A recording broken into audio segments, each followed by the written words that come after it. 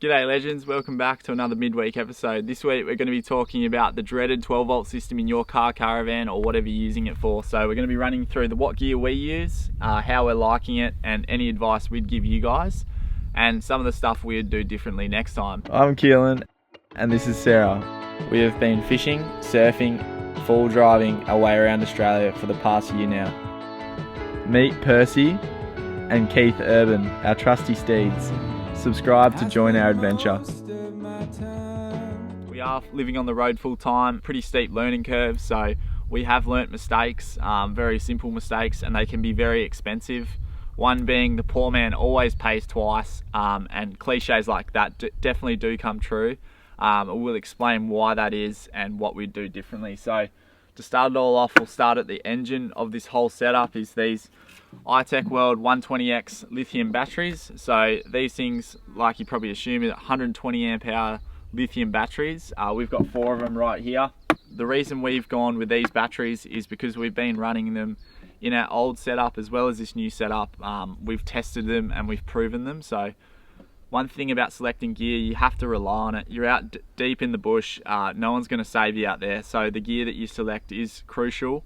And we've tested this gear to withstand some of Australia's toughest conditions. So we're very happy to run these products and we're very happy to promote them. So the reason we went with these lithium batteries over an AGM battery is because of a few reasons. The one being the tail off voltage on an AGM. As you get lower on your battery percentage, it just drops off. So you're only really getting half of whatever your battery's rated to. If it's a 100 amp hour AGM battery, you're only really getting 50 amp hours out of it.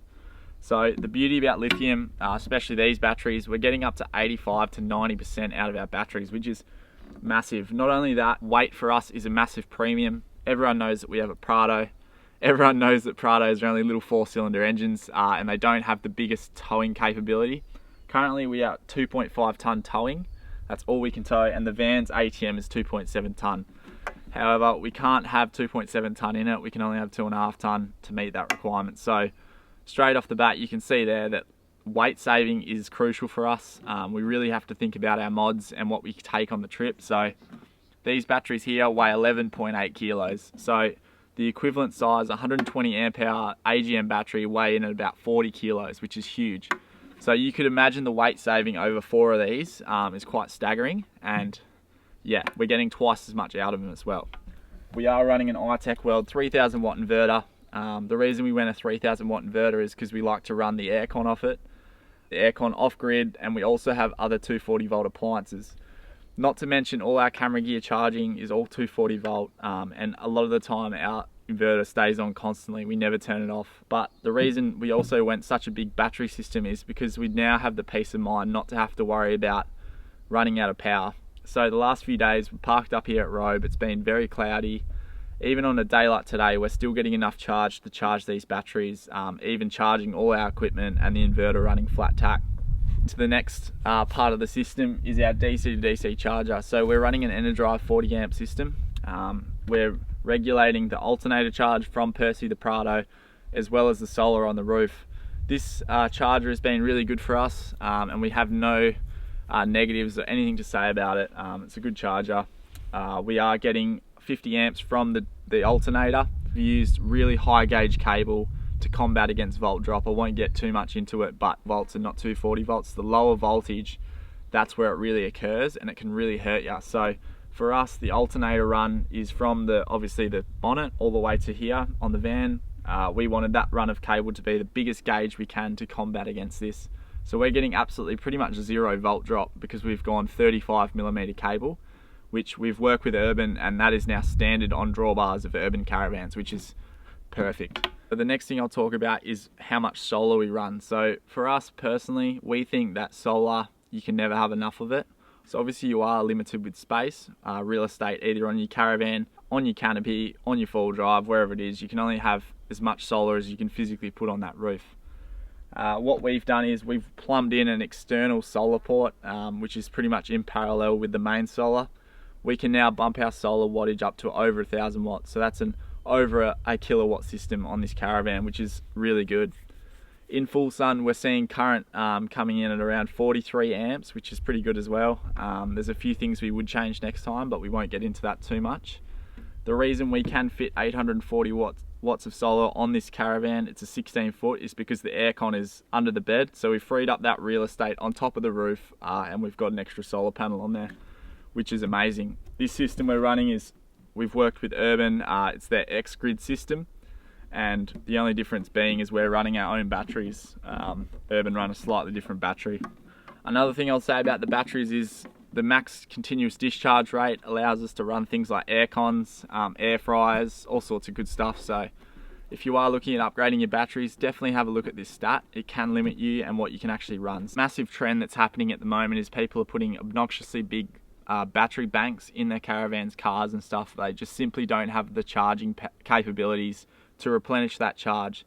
So for us, our opinion is there's no good having 1,000 amp hours of lithium batteries if you don't have the solar to back it up.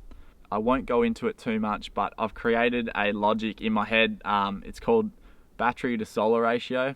So roughly, I recommend people having twice as much solar in watts to every amp hour of battery storage they have. That simply to me means your system's going to be working efficiently. And we always get asked, what should I run for this? How much should I have for this? And I reckon the simplest answer is having a 2-to-1 ratio on solar to batteries is what I recommend. The next thing we'll talk about is the front end of our system. So we're running a BM Pro front end. So we're running the 35 amp hour HA charger, which is only for the 240 volt side. So like I said, alternator and solar are coming into the DC to DC charger. And then our 240 volts, so when we're plugged into caravan parks, plugged in at home, that's running the lithium charger BM Pro system. We're putting 35 amps of charge in there. So moving inside now, this is the BM Pro Odyssey screen. So this is pretty much the heart of our system. This is where we switch all our pumps on and off, our lighting system, as well as monitoring our charging and all sorts on this. So pretty much in a nutshell, this is pretty much a tablet, like an iPad on your wall. So we'll just get out of this for a second. We'll go back to the home screen. If you connect this to your Wi-Fi, you've got things like Google Chrome, all sorts of stuff on here. We'll go back into the Odyssey app. So pretty much this Bluetooth's from our 240 volt BM Pro charger, and that way and there's a smart shunt in the battery system, so we're monitoring how much charge is coming in, how much charge is going out, all sorts of stuff. It's really good. At the moment you can see we're charging. It gives you the battery state of charge here. Normally when it finishes charging, it tells you how many hours are left until we're flat. So if we swipe up, well, I'll run you through the front of the screen. We've got all our water tanks. As you can see, they're full when I need to empty the grey tank. We've also got eco mode, which you flick on when you're driving. That pretty much allows the car to run the fridge, and then everything else is getting charged, which is a super cool feature. We've got our lighting zone 1, lighting zone 2, lighting zone 3, bathroom, mood lighting, and then our downlights on the roof. We've also got 2 water pumps. So I've got our main water pump, which is unfiltered, and that comes off the 2 major tanks down below us here, and then we've got a water pump number 2, which pretty much is filtered drinking water, and that's a dedicated drinking water pump. So that sucks water out of a dedicated tank, which is 40 litres, and that pretty much allows us, if we do pick up contaminated water, we can flick between the 2 pumps, and obviously one's filtered, so we'd rather drink through the filtered one. You can turn them all on through that and off, and then if we flick up on the screen here, so at the moment it is raining, we're getting 8 amps of charge from the solar, and that is negative the loads.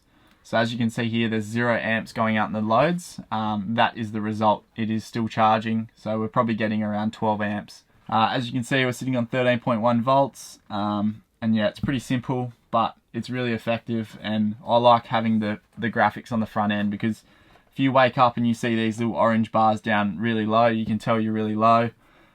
It's as simple as that. Sarah knows how to use it, she knows how to read it, and anyone can read it, so that's why we really like this system. So after running through our whole system, you guys can see that our system is quite good. We've got a lot of solar, a lot of batteries, we can run the aircon and stuff, so you're probably thinking, what possibly could you want more? And the thing is, the goalposts are always changing. What's the next best thing? How can we increase the efficiency of our system? All sorts of stuff. So one thing we will say is a few things that we wish we had have done. So at the moment, currently, we're running all the solar through this EnerDrive DC to DC charger. And what that does is that prioritizes either alternator charge or solar charge, never simultaneous charge, One thing we wish we had have done is put in a separate solar regulator, an MPPT solar regulator, which is max power point tracking regulator. And what that would do is allow the car to charge the battery system from the alternator, which we'd get 50 amps from, give or take. Plus, while we're moving, if it is a sunny day, we would be getting the solar charge as well. So we could effectively be doubling our charge when we're in transit, and that would be massive for us. That means we can run our batteries lower and get the recharge rate that we need. Saying that, because we do have so much lithium power, we don't necessarily need to do that. That's just one thing we could do in the future to maximize the efficiency of our system. And that's one thing I'd tell you guys, the rate in which you can recharge your batteries is what really counts. There's no point having this massive bank, you run it dry, and then you just don't have the infrastructure to charge it back up again. So that's one thing that we'd do differently. With the next caravan, whenever that may be, we're actually looking at high voltage output solar panels.